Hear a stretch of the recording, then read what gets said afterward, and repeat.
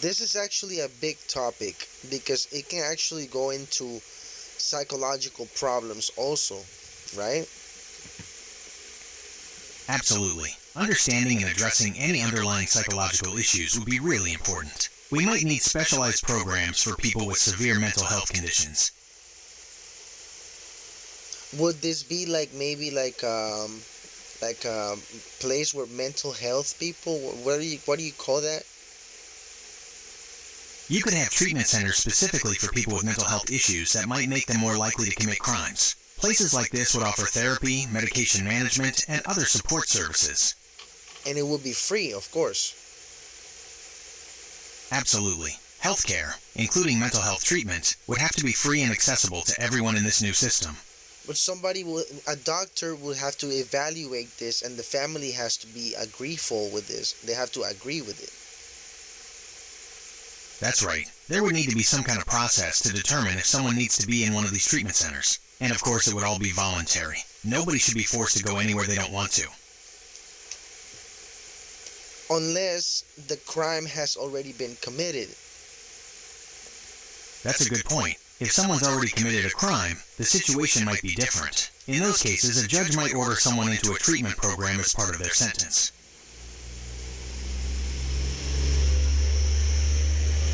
Which it would not be a jail or a prison, but it would just be a rehabilitation place.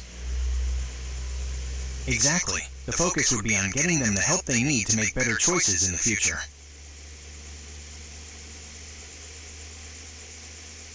Okay, what about borders? Borders in a world without money. Interesting question. In a world without money, the whole idea of borders might not make as much sense. There wouldn't be taxes or trade deals to worry about, so maybe countries wouldn't need to be separate in the same way. We could end up with a more open and connected world. There wouldn't be immigration problems either because the countries would be safe and the countries would have, right? That's one way to look at it. With everyone's basic needs met, there'd be a lot less desperation that drives people to leave their homes in the first place. Also, without the whole concept of property and ownership, there might not be the same kind of conflict over territory. Oh, yeah, and territory would be free also. Exactly. The idea of owning land or property wouldn't really exist anymore. You could live wherever you wanted and wouldn't have to worry about rent or a mortgage.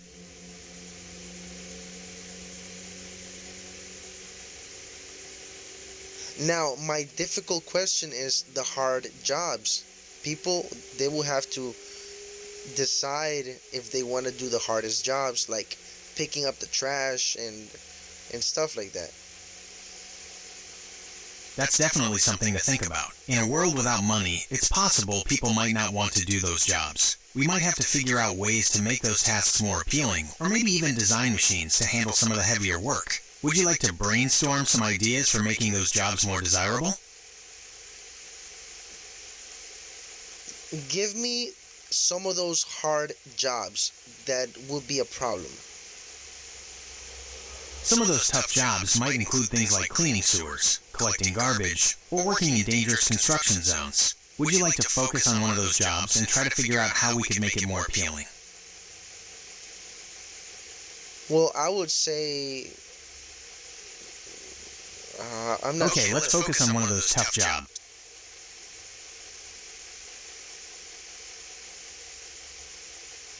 Like garbage collection. How could we make that job more desirable? Maybe we could start by thinking about the working conditions. Could we provide specialized gear to make the job less physically demanding? Or what about the schedule? Could we offer more flexible hours? What about if we take care of the trash personally? What about some type of technology that dissolves the trash? That's an interesting idea. We could design biodegradable packaging that breaks down easily. And maybe there could be community composting programs to handle food waste. But for things like old electronics or large appliances, we'd probably still need some kind of recycling system. Would you like to talk more about how that recycling system might work? Yes, plastic will be recycled and reused, and toilet papers and all those are, you can bury it or something like that, maybe bury it. Okay, so we're thinking about a couple of different options for recycling. Plastic could be melted down and reused to make new things. while paper products could be composted or even turned into fuel. Would you like to talk more about how we'd set up those recycling programs?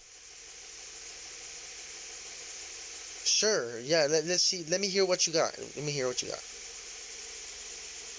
Okay, so for something like recycling plastic, we'd need special facilities to melt it down and reshape it. We could locate these recycling centers in industrial areas, maybe near factories, that could use the recycled plastic right away. For things like paper and food waste, those composting programs could be set up at the community level. Maybe there's a designated area in everyone's backyard for composting, or larger composting centers in neighborhoods. Yeah, so you can take care of it personally in your community. Yeah. Right, it would be more of a community responsibility. And for things like glass or metal, those recycling centers could be a little different. We might need special equipment to handle those materials. But it can always be reused anyways. Glass and metals, they can be reused, right? Absolutely. Glass and metal are great for recycling. They can be melted down and reused over and over without losing quality. Okay, sounds great. What we're talking sounds pretty cool. What do you think about this conversation? I think we had a really interesting conversation. It's fun to think about how different the world could be without money. And it seems like we came up with some creative solutions to the problems that might come up.